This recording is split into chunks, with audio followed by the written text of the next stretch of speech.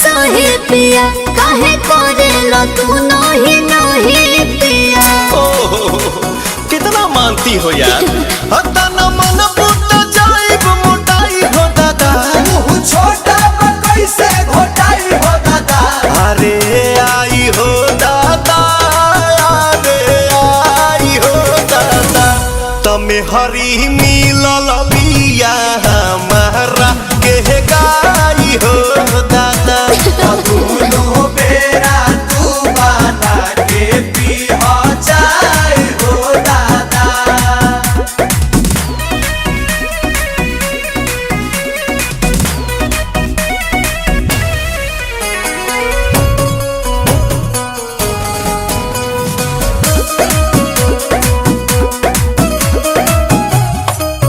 मिलत खीरे बाहो पनीरे बाहो, ऐसन वाइफ से लाइफ अमीरे बाहो। भगवान के लिखल तो कदीरे बाहो। बोला बोला का कोई बोए सयाने आई नमकीन के मिठाइया।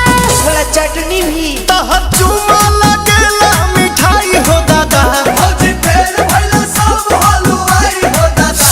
अरे आई हो दादा, अरे आई हो दादा। तमे हरी मिलल बिया हमारा के गाई हो दादा। दोनों बेरा तू बना के पीहा चाय हो दादा।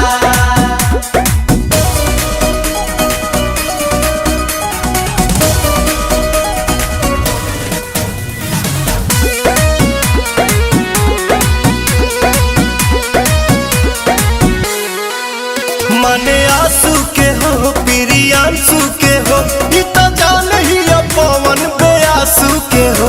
रोजे गोड़वा दबावे सासू के हो। पिया आई था कौन बने रोआ लगाई दी दिल बमकौआ। अच्छा हाजी बेलू मोहरत के दर्द भगाई हो दादा। हर बोलिए लगेला दवाई हो दादा। अरे आई हो दादा, अरे आई हो दादा। तम हरे मिलल बिया हमारा के गाई हो दादा। दोनों बेरा तू बना के पीहा चाय हो दादा।